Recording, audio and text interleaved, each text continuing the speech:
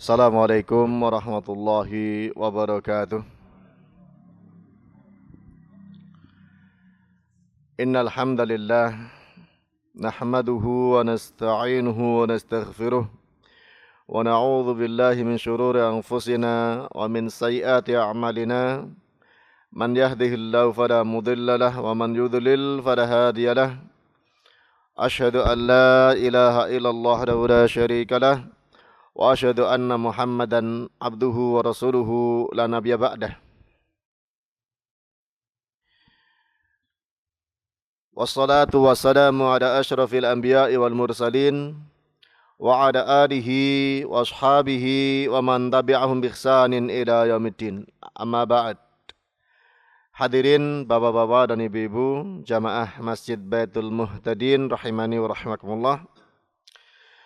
Alhamdulillah kita senantiasa mendapatkan curahan nikmat dari Allah Subhanahu wa taala hingga sampai malam hari ini kita berada di tanggal 9 Muharram. Yang ini insyaallah taala akan jadi tema kita pada kesempatan malam hari ini tentang bulan Muharram. Ya. Dan di antara kenikmatan Allah Subhanahu wa taala yang sekian banyak yang wajib kita syukuri, sebagaimana sering diingatkan, bersyukur dengan lisan atau dengan hati, juga sekaligus dengan anggota badan kita. Mensyukuri hari-hari yang terus kita lalui dengan kenikmatan dari Allah Subhanahu wa taala. Namun pada bulan Muharram ini banyak pemahaman, pemikiran dan tindakan yang sebagiannya tidak sesuai dengan tuntunan agama Islam. Ya. Misalnya, di awal bulan Muharram, sebagian orang Islam menyambutnya sebagaimana ada upaya menyambut yang dilakukan oleh orang-orang awam terhadap Tahun Baru Masehi dengan banyak peringatan. Ya. Peringatan menyambut Tahun Baru Islam. Ya. Kesannya memang Islami, kesannya memang positif. Ya. Bahkan yang sering digaungkan, kalau mereka punya Tahun Baru Masehi 1 Januari, orang Islam punya Tahun Baru Islam 1 Muharram. Ya. Maka kemudian diadakan berbagai macam peringatan dan perayaan. Ada yang dengan pengajian dalam rangka menyambut Tahun Baru Islam. Ada yang mengadakan pawai, ta'aruf. Ada yang mengadakan malam tanggal 1 Muharram dengan ya perayaan meriah, pawai obor misalnya. Ya. Dengan alasan kalau mereka punya Tahun Baru Masehi, ya kita punya Tahun Baru Islam. Ya. Ini satu semangat yang kelihatannya Islami, namun ternyata tidak ada tuntunannya dalam agama Islam. Jangankan dari sunnah Nabi Muhammad SAW, karena tahun Hijriyah diadakan baru pada masa kekhilafan Umar ibn Khattab. Ya. Di masa Abu Bakar dan sebelumnya Rasulullah SAW belum ada kalender Hijriyah. Jadi boro-boro peringatannya ya, tahun Hijriahnya aja belum ada. Ya. Dan baru diadakan sepeninggal Rasulullah SAW. Nah, makanya tidak ada yang berani mengatakan ini mencontoh Nabi SAW, nggak mungkin. Ya. Karena tahun Hijriyah, kalender Hijriyah baru ada setelah Rasulullah SAW meninggal dunia. Ya. Dan diadakan oleh Umar bin Khattab pun tanpa ada perayaan dan peringatan. Hanya untuk pertanda Islam punya kalender. Dan dimulainya awal tahun pertamanya dari hijrahnya Nabi Muhammad SAW. Bukan dari kelahirannya Nabi SAW. Ya. Berbeda dengan tahun Masehi yang dihitung dari kelahiran katanya, ya. Kelahirannya Nabi Isa. Hadirin sekalian rahimani wa rahimakumullah, ini satu pemahaman yang banyak beredar sekarang, ya. Padahal justru kita diperintahkan untuk menyelisihi orang-orang ahlul kitab dan tidak boleh menyamai mereka, ya. Bahkan kalau menyamai mereka, nyerupai mereka, kata Nabi SAW, man tasyabbaha biqaumin fahuwa minhum. Siapa yang nyerupai mereka, bagian daripada mereka. Ya. Ini pertama. Yang kedua, orang-orang mengikuti tradisi Jawa, ya, yang turun temurun, budaya lokal Indonesia khususnya Jawa. Bulan Muharram disebut dengan bulan Syura, yang diambil dari kata Asyuranya sebetulnya, ya, tanggal 10-nya yang nanti kita bahas. Ya. Bulan Syura ini sebagian masyarakat Jawa menganggap bulan yang banyak bencana, banyak kesialan, ya, banyak apes. Makanya nggak ada atau jarang, ya, sekarang mungkin mulai muncul, ada jarang yang ngadakan resepsi di bulan Muharram ini, bulan Syura ini, hajatan, walimahan, pernikahan ataupun walimatul khitan, ya, hampir jarang. Kalaupun ada, alhamdulillah biasanya dari orang yang sudah dikenal, ya, meninggalkan budaya-budaya yang bertentangan dengan Islam, ya. Makanya ramenya hajatan kemarin di bulan Dzulhijjah, ya. Muharram kayak stop langsung, gak ada orang kondangan. Dzulhijjah sama Syawal ini paling ramai orang kondangan, ya. Tapi masuk Muharram, ini stop. Karena dianggap bulan terjadi banyak kesialan, itu banyak dijadikan sarana untuk ruatan pusaka, ya, biar nggak mendatangkan bencana ini diruat. Diruat itu kayak disucikan, ya, dimandikan.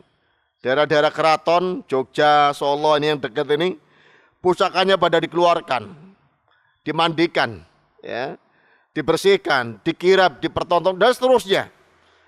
Nah, di sisi lain, karena dianggap banyak bencana, diadakan sedekah, ya, sodakoh, tapi bukan lillahi ta'ala, bukan karena Allah dan bukan untuk Allah, tapi untuk laut, yang disebut sedekah laut, ya. Atau sedekah untuk bumi, yang katanya biar para nelayan tetap selamat dalam cari ikan, dapat hasil yang banyak, tidak terjadi bencana. Di bumi pun demikian, ya. Itu seringnya di bulan ini. Gini apa buatan? Di bulan Syura. Bahkan kadang ada perayaan sendiri, wayangan dan acara lainnya dalam rangka Syuroan, ya. Di antara tujuannya untuk dapat keselamatan, terhindar dari mara bahaya. Jadi menganggap bulan Muharram atau bulan Syura ini bulan apes, banyak kesialan. Ini budaya di lokal kita, ya. Ini yang kedua. Kemudian yang ketiga, ada menganggap bulan Muharram yang dalamnya ada Asyura tanggal 10-nya sebagai bulan berduka, berkabung, bersedih. Ini orang-orang Syiah, orang Rafidhah, ya, yang bersikap berlebihan kepada cucunya Rasulullah SAW yang bernama Al-Husain bin Ali bin Abi Thalib radhiyallahu anhu. Karena terbunuh, ya, kita kaum muslimin semuanya bersedih, ya, dengan terbunuhnya cucu Rasulullah SAW. Tapi kesedihan yang tetap dijaga lisannya dan perbuatannya, tidak mengucapkan dan tidak melakukan hal-hal yang mengundang murka Allah Subhanahu wa taala. Tidak seperti orang-orang Syiah, ya. Mereka sangat berlebihan mengungkapkan kesedihannya, ingin merasakan seperti yang dirasakan oleh Al-Husain dulu, ya, yang meninggal dunia dengan cara dibunuh. Maka orang-orang Syiah di malam peringatan Asyura justru menyiksa diri mereka, ya, seperti banyak digambarkan ya. Ada yang dengan mukul-mukul tangan kosong, ada yang pakai senjata tajam sampai keluar darah itu. Katanya ingin merasakan seperti dirasakan oleh imamnya. Nah, ini kesesatan orang-orang Syiah. Ya kita sama pernah bersedih meninggalnya Umar Ibn Khattab yang karena sebab ditusuk ya, oleh seorang yang ternyata yang menusuk itu dibanggakan oleh orang Syiah. Ya, karena Umar Ibn Khattab termasuk orang yang paling dibenci oleh orang-orang Syiah, Abu Bakar dan Umar.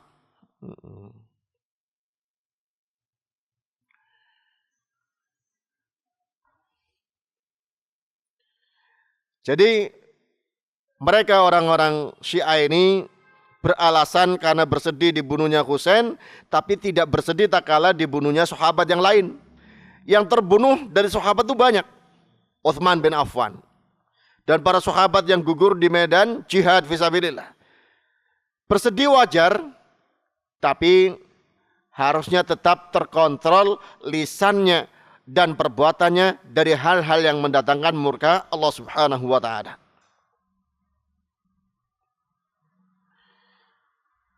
Sebagaimana tatkala Rasulullah SAW mendapat musibah meninggalnya putra beliau Ibrahim. Ya, beliau mengatakan al-uyunu tadma, mata itu mengeluarkan air matanya, wal qulubu taghzan, hati itu bersedih. Walakin akan tetapi kita tidak mengucapkan kecuali yang mendatangkan ridha Rabbuna, ridha Rabb kita. Ya wajar bersedih, menangis, ya, hati teriris, sedih karena meninggalnya orang-orang yang dicintai. Namun lisan dan anggota badan tetap mengucapkan dan melakukan hal-hal yang mendatangkan ridho Rabb kita. Ini sikapnya orang-orang Syiah terkait dengan bulan Muharram, khususnya Asyura. Saking bersedihnya sampai di antara mereka ada yang mengharamkan puasa Asyura, ya, karena dianggapnya sebagai hari berkabung. Sedangkan berpuasa merupakan bersyukur, sebagaimana nanti kita terangkan. Puasa Asyura, bersyukurnya Nabi Musa diikuti oleh Nabi Muhammad SAW karena telah diselamatkan oleh Allah Ta'ala, ya, dari kejaran Fir'aun. Nah, kemudian hadirin sekalian rahimani wa rahimakumullah, bulan Muharram menurut Al-Quran dan Sunnah, ya, disebutkan dalam surat Taubah ayat 36, inna iddata syuhuri indallahi 12 syahran fi kitabillah yawma khalaqas samawati wal arda minha arba'atun hurum. Sesungguhnya bilangan bulan-bulan di sisi Allah Ta'ala ada 12 bulan. Dalam kitabullah, saat Allah menciptakan langit dan bumi, di antara 12 bulan itu arba'atun hurum, ada 4 bulan yang dihormati, yang dimuliakan. Para ulama sepakat yang dimaksud 4 bulan ini 3 bulan berturut-turut, Dzulqa'dah, Dzulhijjah, dan Muharram. Yang keempat terpisah, yaitu bulan Rajab. Berdasarkan hadis Sahih Imam Bukhari dari sahabat Abu Bakar As-Siddiq radhiyallahu anhu, bahwa Nabi SAW mengatakan dalam khutbah haji wada'nya, inna zaman qad istadara kaha'atihi yawma khalaqallahu samawati wal arda. Sungguhnya zaman ini berputar seperti bentuk aslinya saat Allah Ta'ala menciptakan langit dan bumi. Dari awal, ya, saat Allah menciptakan langit dan bumi, zaman ini terus berputar, ya, 1 tahun ada 12 bulan, kata Rasulullah SAW. As-sana 12 syahran. Minha, dari 12 itu arba'atun hurum, 4 bulan yang dimuliakan, dihormati. Salasun mutawaliyat, 3 yang berturut-turut, Dzulqa'dah, Dzulhijjah, Muharram, dan Rajab. Ya. Kemudian apa yang dimaksud dengan dihormati 4 bulan ini? Diterangkan oleh para ulama, yaitu anal qitala fihi hurmatuhu a'zam wa asyaddu min ghairihi. Bahwa peperangan pada 4 bulan ini lebih tegas dilarangnya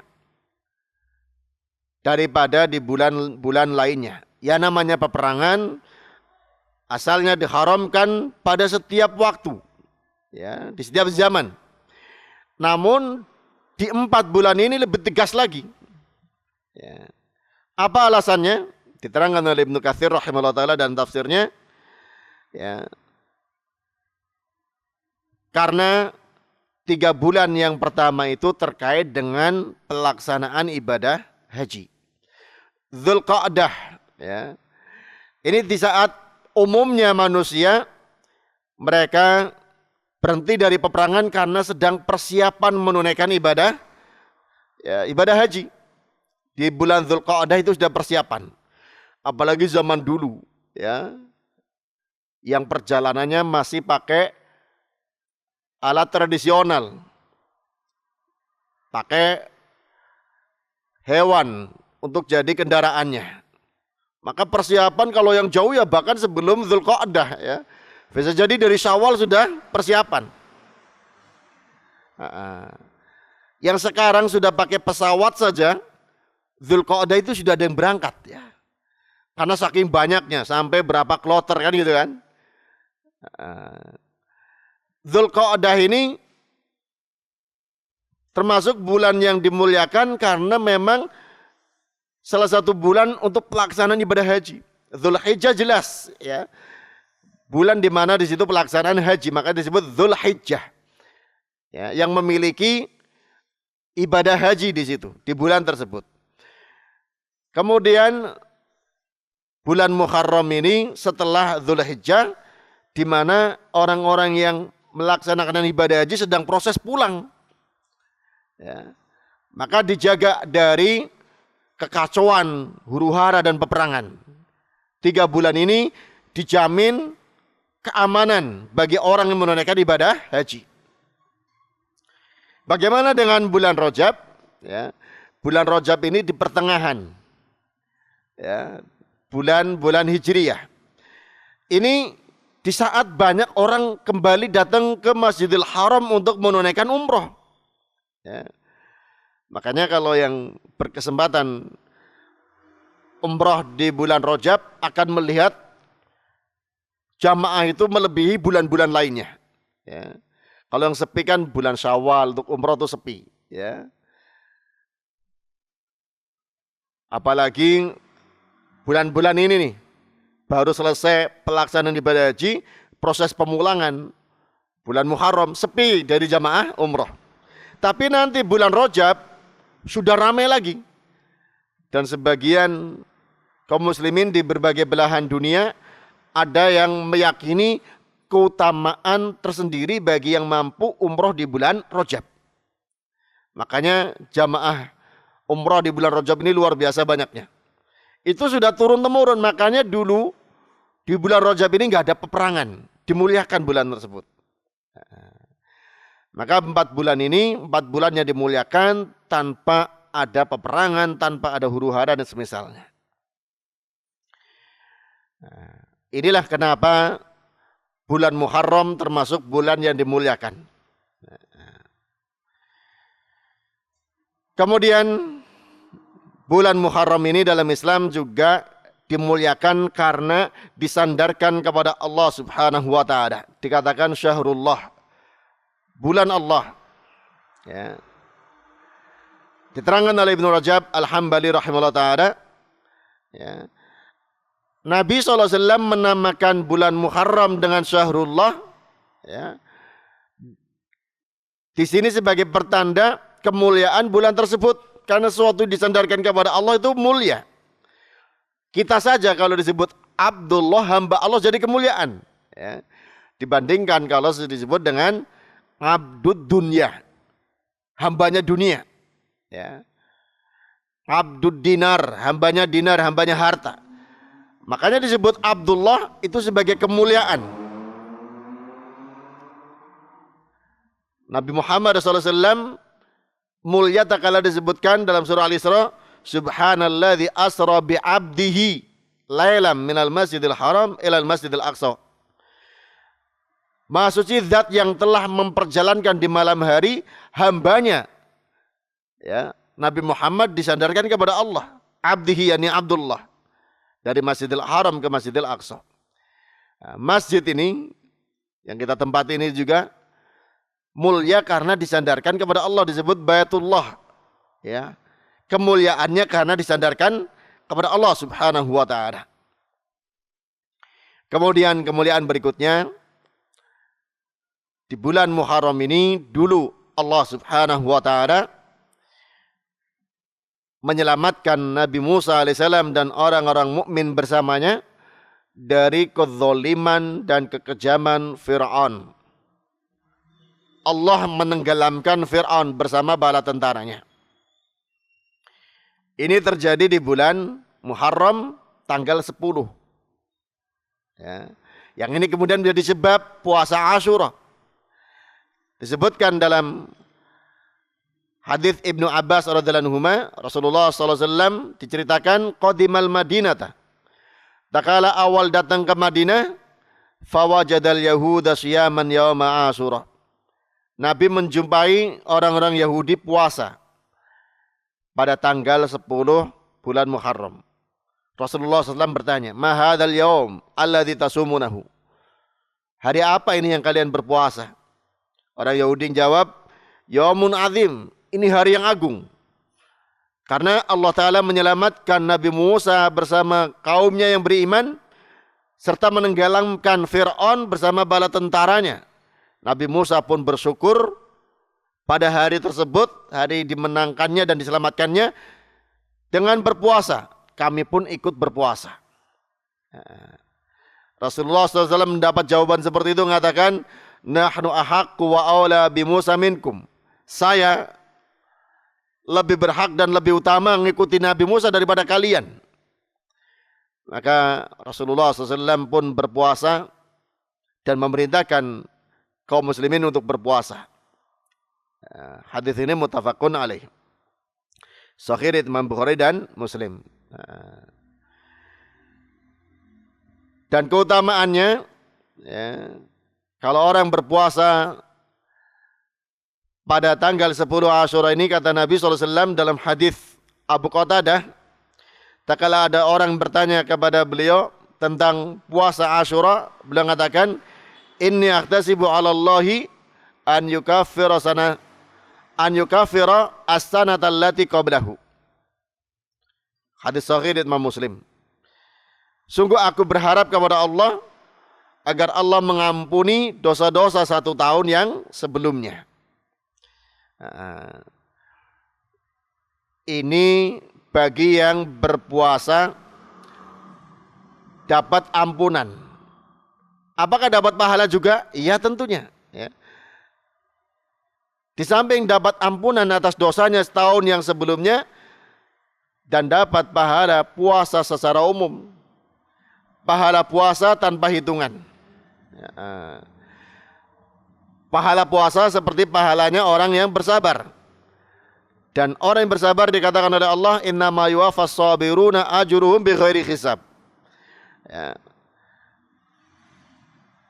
Orang-orang yang bersabar dibalas pahalanya tanpa hitungan. Nah, makanya jangan dikira hanya balasan dapat ampunan saja. Ya. Ada balasan lain yang di luar hitungan dari Allah Subhanahu wa ta'ala. Terlebih lagi puasanya sebagai bentuk peneladanan terhadap Nabi kita Muhammad sallallahu alaihi wasallam. Nah, bagaimana teknis pelaksanaannya? Ya. Di sini diterangkan bahwa Nabi SAW tak kala diberitahu itu kan sama dengan ibadahnya orang Yahudi. kalau puasa tanggal 10 saja. Makanya dalam hadis Ibnu Abbas yang lain, riwayat Imam Muslim dikatakan, la in baqitu ila qabilin la asuman natasi awal ashir.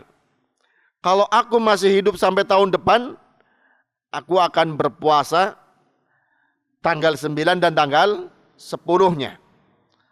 Tanggal 9 ini yang dinamakan Tasu'ah. Ya. Karena beliau diakui oleh siapapun, termasuk oleh orang Yahudi sekalipun, seorang yang paling semangat untuk menyelisihi ahlul kitab. Ya. Nabi SAW orang yang paling semangat untuk menyelisihi ahlul kitab, Yahudi dan Nasoro. Tak kala berpuasa tanggal 10 Asyura, sebagaimana Nabi Musa AS bersyukur dengan puasa pada tanggal tersebut, beliau ingin menyelisihi ibadahnya orang Yahudi. Makanya beliau bertekad, nanti tahun depan kalau aku masih panjang umur, aku akan puasa tanggal 9-nya juga. Jadi nyambung 9 dan 10. Nah, kita malam hari ini sudah tanggal 9. Berarti puasa Asyura diawali dengan Tasu'ah dulu. Nah, maka dianjurkan besok sudah berpuasa. Ya, sambung sampai Seninnya. Ini yang dikatakan oleh para ulama yang paling afdol. Ya. Tasu'ah dan Asyura dilaksanakan berurutan. Kemudian ada hadis yang lainnya, masih dari sahabat Ibnu Abbas, yang katakan khaliful yahuda sumu yawman qablahu aw yawman ba'dahu. Riwayat Imam Ahmad dan Ibnu Khuzaimah. Selisilah artinya berbedalah dengan Yahudi. Puasalah kalian satu hari sebelum Asyura atau setelahnya satu hari setelah Asyura. Kalau tadi ditentukan 9 dan 10. Dalam hadis ini selisih apakah dengan 9, 10 atau 10 dan 11. Pilihan. Kalau nggak sempat misalnya di akhir untuk puasa, ya puasanya Senin dan Selasa. Ya, 10-nya Senin, setelahnya 11. Ini pun adalah landasannya dari Nabi Muhammad SAW. Kemudian ada hadis lainnya masih dari sahabat Ibnu Abbas, ya, yang mengatakan sumu yawman qablahu wa yawman ba'dahu. Ini tingkatan yang ketiga. Puasalah kalian sehari sebelumnya dan sehari setelahnya. Dengan kata dan. Berarti puasanya berapa? 3 hari. Namun walaupun ini dipegang oleh Ibnul Qayyim rahimahullah dan Syekh Utsaimin dan juga ulama lain, ada yang mengatakan riwayatnya lemah. Ya. Riwayatnya lemah. Namun itu dikuatkan, dijadikan pendapat oleh Ibnul Qayyim dan Syekh Utsaimin rahimahullah ta'ala. Kemudian yang keempat, bagaimana kalau puasanya 1 hari, Asyuranya saja? Ya. Boleh apa tidak? Ya. Ini tentunya ulama berbeda. Ada yang mengatakan makruh, ada yang mengatakan tidak mengapa. Syekhul Islam Ibnu Taimiyah rahimahullah ta'ala termasuk yang mengatakan tidak makruh, tidak apa-apa. Tapi tentu dengan niat mengikuti sunnah Nabi SAW yang awal yang mengatakan ahtasibu ala Allahi an yukaffira sanah allati qablah. Aku berharap kepada Allah untuk menghapus dosa 1 tahun yang sebelumnya. Ya. Ini asalnya. Syekhul Islam Ibnu Taimiyah rahimahullah ta'ala mengatakan tidak makruh berpuasa hanya 1 hari. Namun yang paling afdal tentunya kalau bisa untuk menyelisihi sekaligus terhadap ibadahnya orang-orang Yahudi. Ya, 9 dan 10. Ini yang disebutkan paling afdal karena sesuai dengan tekadnya Rasulullah SAW. Kalau masih ada umur sampai tahun depan, aku akan puasa tanggal 9 dan tanggal 10-nya. Rasulullah SAW sangat bersungguh-sungguh menekankan agar kaum muslimin berpuasa pada bulan Muharram Asyura ini. Dengan tekad beliau menambah dengan tasu'anya. Ya. Diriwayatkan dari sahabat Ar-Rabi bintu Mu'awidh bin Afra, ya, sahabiat ini, yang mengatakan, Arsala Rasulullah SAW ghadata Asyura ila Qural Ansar allati khalal Madinah. Rasulullah SAW mengutus beberapa orang di pagi hari Asyura, pagi hari tanggal 10, ke kampung-kampung penduduk Ansor, penduduk asli Madinah, yang berada di pinggiran kota Madinah. Ya. Menyampaikan pesan, man kana asbaha sha'iman falyutimma shaumahu. Siapa yang memang berpuasa di pagi hari itu, tanggal 10 Asyura, sempurnakanlah puasanya. Wa man kana asbaha muftiran falyutimma baqiyata yaumihi. Siapa yang dalam keadaan tidak berpuasa, maka tahanlah, sempurnakan sisa harinya untuk berpuasa. Maka kata sahabiat ini, kunna ba'da dzalika nasumuhu wa nusawwimu sibyanana as-sighar. Kami pun setelah itu berpuasa dan memerintahkan anak-anak kecil kami untuk ikut berpuasa. Ya. Dan sampai dibawa anak-anak kecil tersebut ke masjid, diberi hiburan. Ya. Tak kala ada yang rewel minta makan oleh para sahabiat ini, sahabat-sahabat putri, ya, diselimur, ya, diberi mainan yang untuk melupakan laparnya hingga sampai datang waktu berbuka. Saking semangatnya untuk menjalankan puasa Asyura. Ya, hadis ini muttafaqun alaih, hadis sahih Imam Bukhari dan Muslim. Hadirin sekalian rahimani wa rahimakumullah, dari sini kita ketahui, ya, bahwa dalam ibadah Rasulullah SAW bukan sekadar semangat menunaikan ibadah tersebut, tapi ada unsur menyelisihi yang dilakukan oleh orang-orang Yahudi dan Nasoro. Ini yang saya singgung dari awal, ya. Ada sebagian orang Islam ingin beribadah, tapi karena iri dengan perbuatan orang-orang Nasoro, ya, yang punya peringatan tahun baru, kenapa kita tidak punya peringatan? Harusnya diselisih, jangan memperingatinya. Islam harus beda dengan mereka. Kita mengikuti tuntunannya Rasulullah Sallallahu Alaihi Wasallam dengan berpuasa, ya, sebagaimana Rasulullah Sallallahu Alaihi Wasallam menjalankannya. Bukan dengan membuat acara-acara, ya, sebagai tandingan dari acaranya tahun baru Masehi. Ya, mereka punya foya-foya, hura-hura, maksiat dan seterusnya, kita ganti katanya. Ya sama peringatannya, tapi dengan yang positif. Padahal sama-sama, ya, keliru. Ya, karena ini yang kelihatannya ibadah, kelihatannya positif, tapi ternyata tetap negatif, tetap bukan ibadah. Karena tidak ada tuntunannya dari Nabi kita Muhammad Sallallahu Alaihi Wasallam. Karena prinsip ibadah bagi kita, ya, bukan karena semangat semata, bukan karena untuk nyaingi, ya. Bahkan kalau untuk nyaingi itu ada keserupaan dengan mereka, ya. Kalau keserupaan itu yang dilarang oleh agama kita. Man tasyabbaha biqaumin fahuwa minhum. Siapa menyerupai suatu kaum, bagian daripada mereka.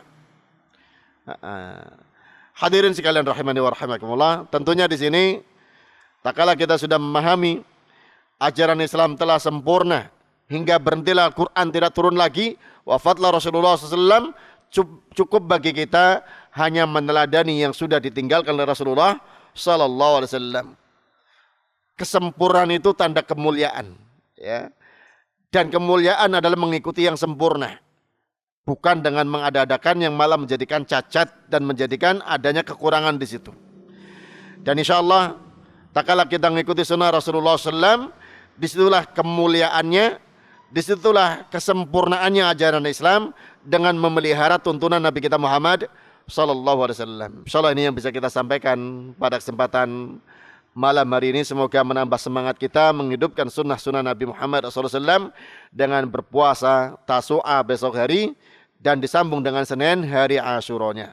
Kalau tidak sempat silakan diganti dengan Senin dan Selasanya. Semoga Allah Ta'ala mudahkan bagi kita semuanya untuk mengamalkan yang sudah kita ketahui. Wallahu ta'ala a'lam bisawab. Subhanakallahumma wa bihamdik.